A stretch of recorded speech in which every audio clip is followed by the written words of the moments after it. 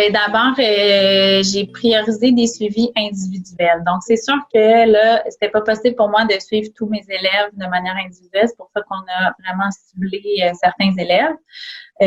Comme vous avez dit, il a fallu que je passe beaucoup de temps au téléphone et en visioconférence avec mes élèves pour leur expliquer comment se connecter, comment aller prendre les courriels, comment accepter une rencontre sur Teams, comment ouvrir la caméra. Bon.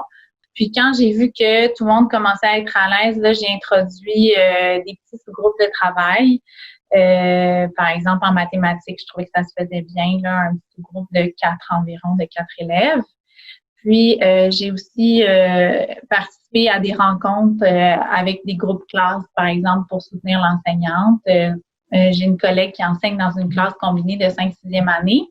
Et moi, cette année, je travaillais beaucoup avec ces élèves de 6e année. Donc, on a fait une rencontre, tout le monde ensemble, pour parler d'un projet d'écriture.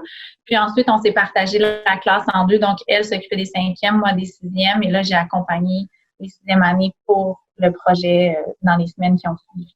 Donc, il y a vraiment eu plusieurs façons, mais reste que mon horaire, c'est beaucoup plus des suivis individuels. Mais dès le départ, moi, c'est sûr que avant de poursuivre mes suivis à distance, ça a été très important pour moi de communiquer avec les enseignantes pour qu'on cible vraiment les objectifs d'intervention. Donc, c'est sûr que travailler à distance, travailler dans une école, c'est différent. Donc, il faut vraiment ajuster nos interventions, nos attentes. Alors, la collaboration avec les enseignantes était très importante pour moi. Puis justement, comme vous dites, dans un projet de co-enseignement, ben oui, c'est sûr, il a fallu se rencontrer. On s'est fait des rencontres sur Teams. On s'est envoyé des idées d'activités.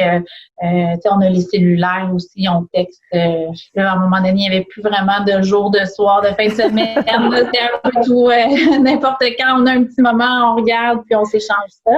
Mais même que le suivi avec les enseignantes, pour moi, après les rencontres avec mes élèves aussi, là, j'essaie toujours de leur écrire un petit message pour leur dire comment ça a été. Donc, certains élèves, des fois, avec qui ça va moins bien, là, je veux vraiment que l'enseignante soit au courant de ce qui se passe.